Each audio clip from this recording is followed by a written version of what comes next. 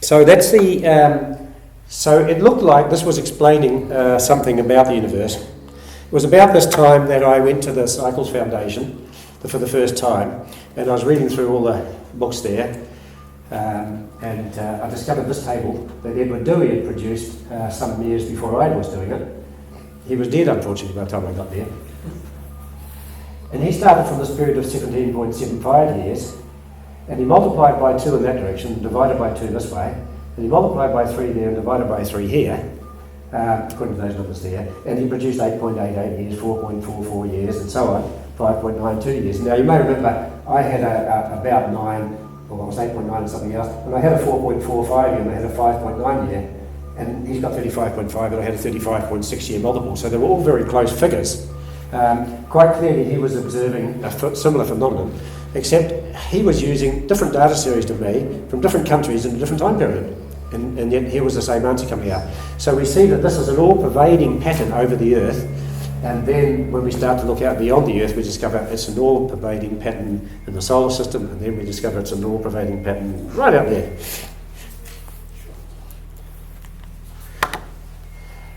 The Foundation for the Study of Cycles, I had collected quite a lot of data and done quite a lot of analysis. Now, they had a number of people working for them for decades, full time. They had to do their analysis a much harder way than I did. I had a computer. They were doing most of it by hand. They had a whole team of ladies that came in and wrote numbers out in rows and added them all up, and that's how they did their cycles analysis. It was much hard work. But he had some clever techniques. But they had collected many hundreds of data series from different fields of study, every different field of study you can think of, and they had found thousands of cycles between all of these. And this is a histogram showing how many cycles have been found. So like that 6.0 years is more than 100 cycles being found in different things with that period. And there's a bunch of other ones there. And these were cycles. This one I didn't mention, the very slow one I had I gave a talk at a statistics conference in New Zealand, and I put up these graphs, and a statistician popped up, and an economist popped up, and he said, that one there, that's a Kondratyov cycle, and that one's the Schumann cycle, and that's such, and he named off 4 cycles. He said, they don't exist. The only one that's real is your business cycle one there. And I thought, that's funny, why have they got names for things that don't exist, you know, and how I'm finding these things that don't exist that other people had named earlier on. But they do exist. That one's called the Kondratyov cycle, 54 year. You can see this little cluster around 35, 36 years, that one I had. And there's various other ones there. And there's fairly consistently these answers turn up in lots of things, including beyond the Earth. This is a summary of I call them Dewey's laws. They are a common thing he found in cycles. If you want to read more about this, there's a paper called The Case for Cycles by Edward Dewey. It's available on the internet, and it summarises this is a very brief summary of that paper. Everything studied by man that can be made into a time series has cycles in it. There are common cycle periods that exist in many seemingly unrelated fields. So the same period turns up in different things. These cycles with common periods exhibit cycle synchrony, meaning they reach their peaks and troughs at the same time. Sometimes you'll find one does the exact opposite because you can look at the thing one way or the other way, sort of upside down. Many of the commonly reported cycles exhibit simple ratios of 2 and 3 and their products between them. Some of the observed cycles that fit these patterns are outside the Earth. Let's go back to the other one for a moment. So these were the ratios of 2 and 3. So 2.96 to 8.88 is a ratio of 3, and this is a ratio of 2. But that one would be a ratio of 3 over 2. So you get those were all the good musical ratios. So I've got 2 favourite quotes relating to cycles. This one's from Edward Dewey. Insofar as cycles are meaningful, all science that has been developed in the absence of cycle knowledge is inadequate and partial. Thus, if cyclic forces are real, any theory of economics, sociology, history, medicine, climatology that ignores non-chance rhythms is manifestly incomplete, as medicine was before the discovery of germs.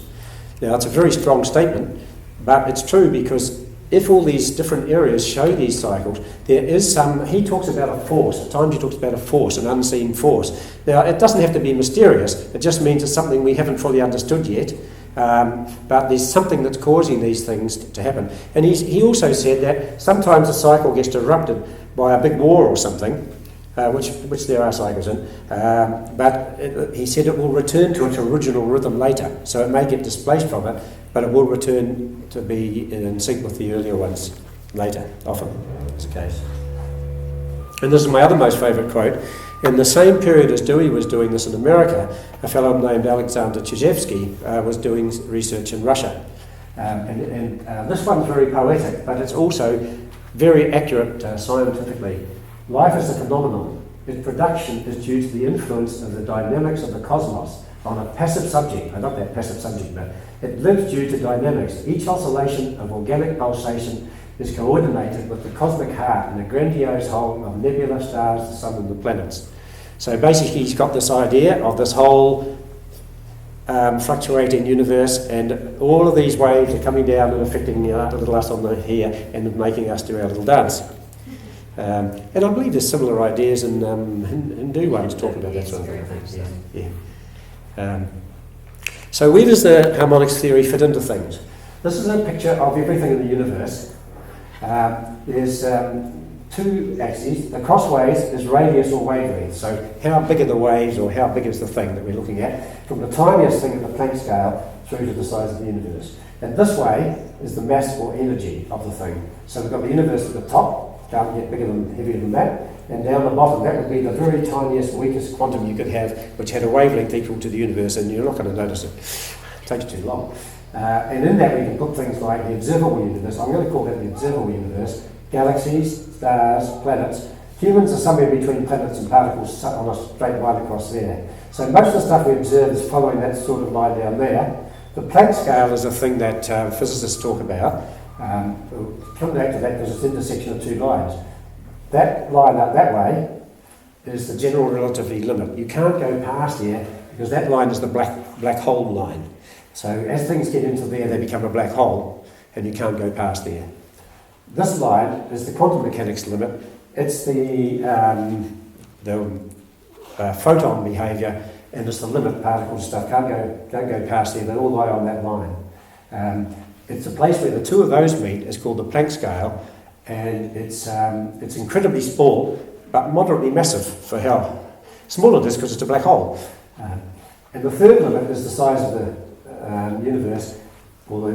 I should call this the observable universe, but harmonics theory works off this one. So it's only interested in the size of the waves. It's not interested in how much mass or energy they've got. It's just the wavelength, and it works off this one. So it's not just as general relativity has its own domain, and quantum mechanics has its own domain. So does harmonics theory. It's a separate domain, but there will be places where the two can meet, and you'll say there's a subtle influence maybe from each, or a subtle influence from this maybe combined with something there. I said the observable universe. There's a reason for that. I collected up a large number of observed cycles ranging from these nearly 600 million year geological cycle down to ones around about a week or so. There are a lot of shorter ones as well, but in these ones I could observe this patterns of ratios of 2s and 3s and stuff all the way up. And so I put all those in, and I wrote a computer program that would go through that and compare that predicted pattern of the harmonics theory. I would match it against that, not knowing I wanted to find out what is the fundamental cycle of the universe. And so I slide these two past each other, and every little moment I calculate how correlated it is with it to see if that really works. And when I did that, this is starting from 10 billion years and going upwards. And we see it just goes wiggly, wiggly, wiggly, and all of a sudden it goes ba-dum, ba-dum, and this great big peak pops up here. The reason there's a symmetrical bit around there is that a ratio 2 or 3 or 3 over 2 from that will still produce a very similar pattern. And the figure I got was 1.482182824 times 10 to the 23 years. Just to put that in perspective, that's 10 million times the age of the universe according to the Big Bang people. So what I'm saying is the universe is vastly more ancient than the Big Bang people say, and that's that's the fundamental cycle. So there are it may have done that many, many times to produce the pattern that we've got now. So the idea is it's very long. It's not the first thing that's come up with a number in that vicinity.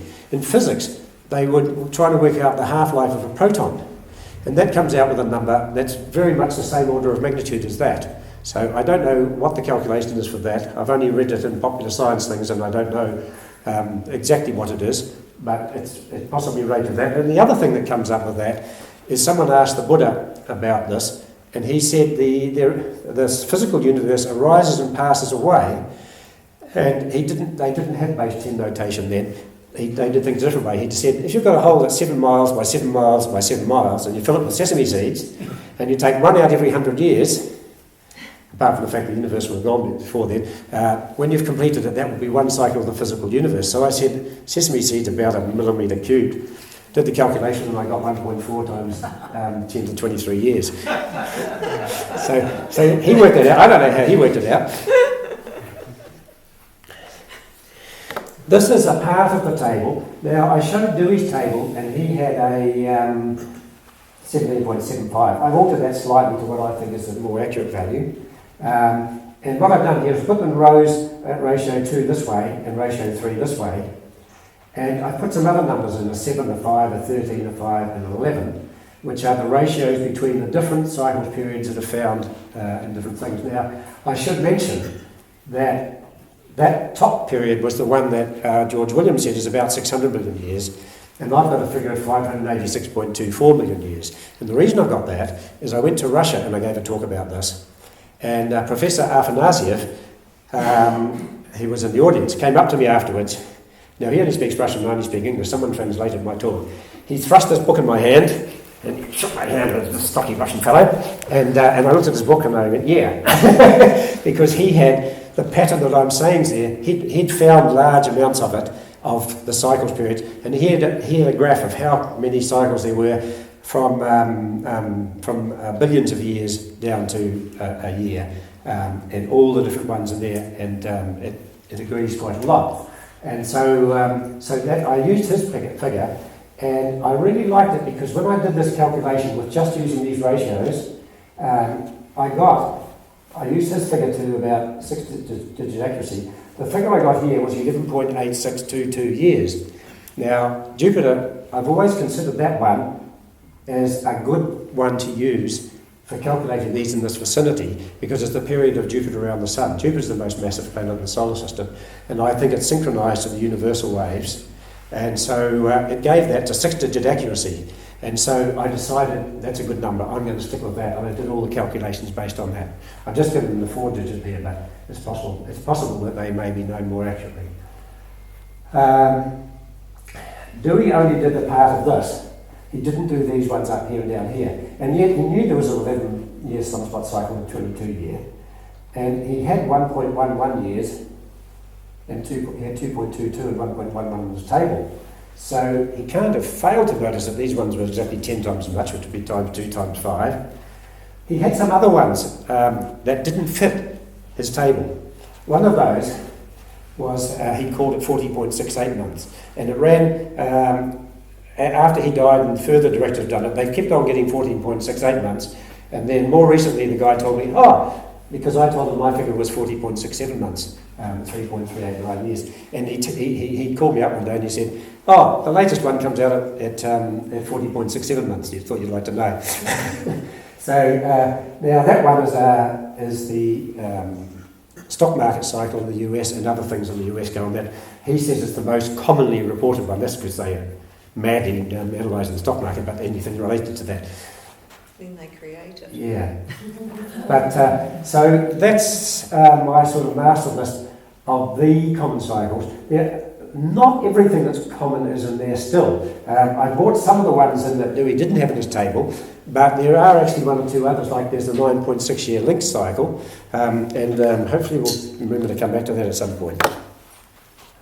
This is a graph from Wikipedia of the geological periods, and you'll see that the different periods I've put these red ones in here at 26.65 million years. You'll see that most of the periods are very close to 2 of those long.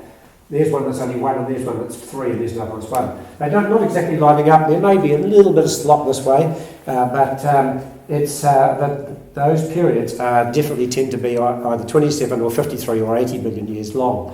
So that one is showing up there. And then I've put the blue ones where that comes into phase with the 36.64, and you can see that always right. The red ones occur during the middle. Those ones always occur on one of those breaks. This is some results. The figures in dark on the right up there, periods in days. The 154, 155 days is often reported as in the sun. In many different things, about 6 or 7 different things are measured that come out of that. And the guys that published that, they noticed that there was a 77 one and a 51 and these other things, and they observed that they were harmonically related. So they didn't know about Dewey and the Cycles Foundation, but they came up with a thing that they were proportions of 2 and 3 in those ones. Now what I've done is I've carried that on across 309, 619, 1, 2, 3, 8 days, and 1, 2, 3, 8 days happens to be that 3.389 years one that I just mentioned about the stock market cycle. That's exactly that. So those ones in the sun are linked by ratios of 2 to that. And the 619 days one is one I found in also in wheat prices, another one that was in there. This pattern, this was at the ratio 7 below the other ones there. Here we've got a big one. I mentioned that these cycles divide both space and time. This is the biggest one I've seen in space. It was a joint team from Australia and America. They called it a pencil beam. So the Americans looked that way and the Australians looked that way. And they looked for the galaxies. They went as deep as they could into space, detecting all the galaxies. And they plotted them on this histogram. And this is what they got. And quite clearly, they aren't randomly distributed in space. We can see these regular walls. And they report them in the strange units that astronomers use, which can be turned into normal units if you know the Hubble Constant. Now, at the time this was done, the Hubble Constant was thought to be somewhere between 50 and 100. So you couldn't really turn it into units. So at that time, I said that I can tell you what the Hubble Constant will be, and I gave them 4 possible values. And as a little bit of time went by, I said, it's that one, because the 4 depended on, it might be a ratio of 3/2 or 2 different, and that sort of thing. I said, it's that one, and the value for that one was, I think it's 71.2. Is that light years? No, yes, so 71.2 is kilometres per second per megaparsec. The wavelengths of these I've taken to be 586 million light years, which matches the geological cycle of 586 million years. Now, sometimes I've told that to physicists and they said, oh, so you're doing numerology? I said, no. And they said, yes, you can't just mix things with different units like that. I said, how far will light travel in 586 million years? And they said, 586 million light years. They don't use those, they use parsecs. I like light years because it's so obvious. If you've got a 586 million light year and a 586 million year, you're dealing with a wave. It's doing this. That's 586 million light years, and that oscillation period is 586 million years. So we see here that these megawalls of galaxies are spaced at exactly the interval we would expect if that oscillation is producing the geological cycles. Now we can also see that each one of those has got multiple peaks, and when it's analysed further you can see that there are present twice that, half that period, half that spacing, and a quarter of that are present also. And in fact there's even a hint of the 11th of that, which is the one that ties in with the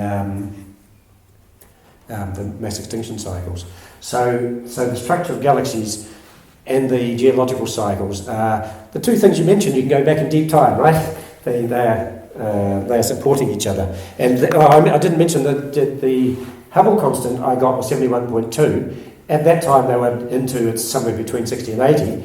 The last 10 values that I found when I looked in Wikipedia and averaged them out came to 71.2. What you didn't mention is that geological cycles are based on extinctions. They're based on extinctions. They're based on extinctions. That's Yeah. right. Yeah. They're determined by the fossil record. Sure, yeah, yeah. And the fossil record is determined by the way Extinctions, yeah. and arrival of new fauna. So Yeah. that's the relationship. Sure. Say that. Yeah, but relating it to galaxies here, which is a different thing. Yeah, yeah. The extinctions and the geological, yes, they're tied together. Yeah. One prediction I made in 1994 is I'd read an article that said that the redshifts of galaxies, which were taken to be velocities, and so they quote them in velocity units, that they tend to be multiples of 72 kilometres per second. And no one could work out why that would be the case, because if that was the case, and there's galaxies all over, and they all had that velocity relative to us, then we're at the centre of, it's not like the Big Bang's expanding everything. They're in concentric circles of exactly equal spacing. No, that doesn't make any sense. Then we would have to be in a special place in the universe, and no one really believes that. So I had to work out why did that happen, and there has to be a revolution in thinking, and the thinking is that it doesn't really measure velocity; it measures something else. And I'll come back to that in a moment. But so I calculated.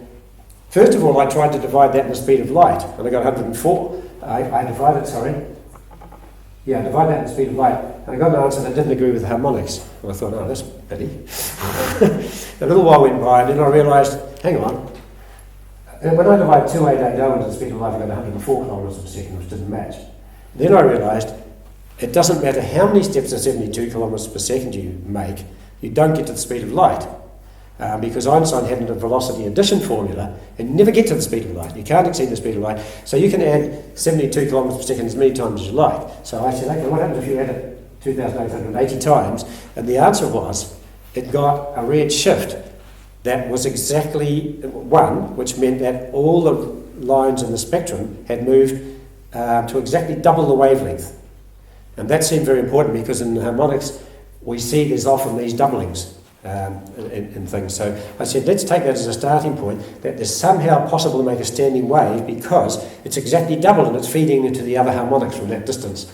So when I did the calculation based on that, I worked out that there should be this whole series of periodicities in the redshifts of galaxies. Now, I put an asterisk by the strongest ones, and I posted this onto the internet, and I got a message from in a discussion forum, and most of them said, what is this? But one guy sent me a private email and he said, go and read Tift's paper, which was published quite some years before in Astrophysics Journal, this one, and I went there, and it turned out in this range down here, Tift had published values that he had observed, these periodicities in the galaxy redshifts. He had observed 144, 72, 36, these, and he had observed all of these, and also a 2.67, which I don't show on here. And there was only one of them that he hadn't observed. So out of 12, we had 11 agreeing. This is the same thing in graphic form, showing how strong they are, and he had a 2.67 as well, which you can see is not quite as high as the others, but it's actually the next highest one that I didn't put in. So there was an extremely good agreement between Tift's observations and my predictions. Now these velocities, which we mentioned, 3 kilometres per second, 4 kilometres per second, 6 kilometres per second, 12 kilometres per second, the 6 and 12 are very strong. They don't just turn up in those places. If we look at the velocity of the planets moving around the Sun, the average velocity, Mercury has a velocity of 48 kilometres per second, Venus has 35, it misses by 1, it should be 36.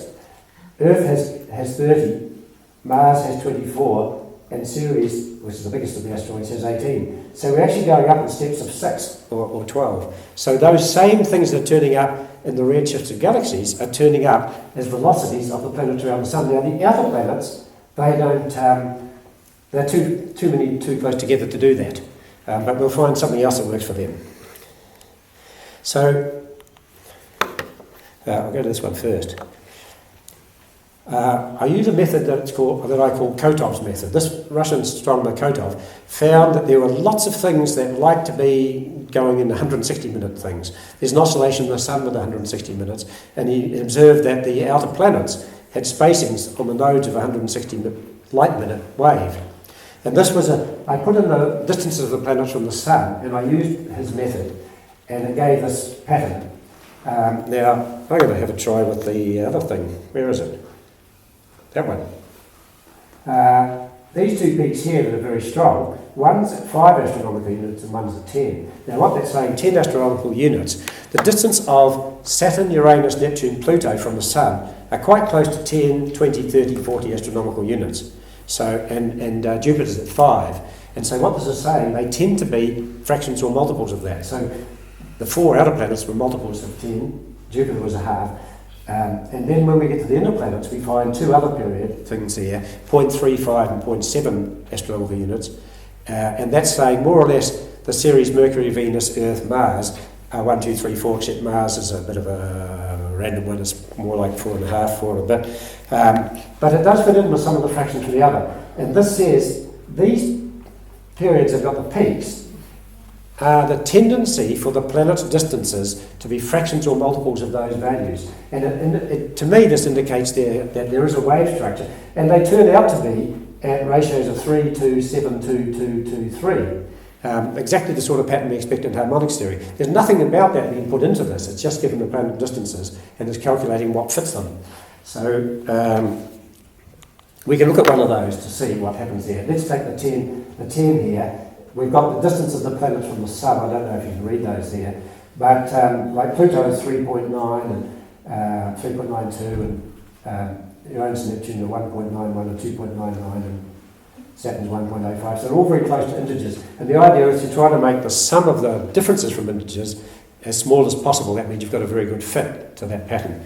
So that's what's happening there. So the organisation of the solar system, Bode's law is not right. It doesn't work. He cheated on Mercury, and it got wrong on the other planets because they kept on having an equal intervals instead of doublings. This is a very early one I did. I've left it in the original form. My wife said, "You can't put that up." Turns out I can. This is the distance between pairs of stars. I took all the nearby stars, and I took the distance they are from us, but also the distance they are, each pair of them. I took all the distances, and I made a histogram. And it turned out there's a little peak. A little peak at about 4.45 years, which is exactly one of the cycles we found, 4.45 light years. There's another little peak at 5.93 and at 7.12. And these ones, and here's the 9.6, the Lynx cycle, and 11.86, the Jupiter period cycle, and some other cycles. So the pattern of the distances of the stars, they are on the nodes of waves, standing waves, that match the period of the cycles we experience on Earth. So maybe the stars do influence us, but not the way astrologers think. We're actually on standing waves that are through them all.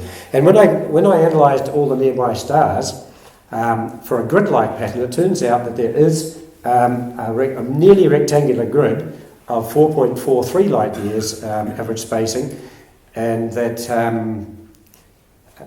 it's slightly off, not quite right angles. And so I thought about that, and I thought, okay, if that's 1 unit, that's 1 unit, that's 1 unit. If it was exactly at right angles, the diagonals would be the square root of 2, and that's not a good harmonic. If you go a little bit that way, this one becomes 3 over 2, and that becomes 4 over 3 at almost the same point, which are very strong harmonics. And I think that's why it's like that.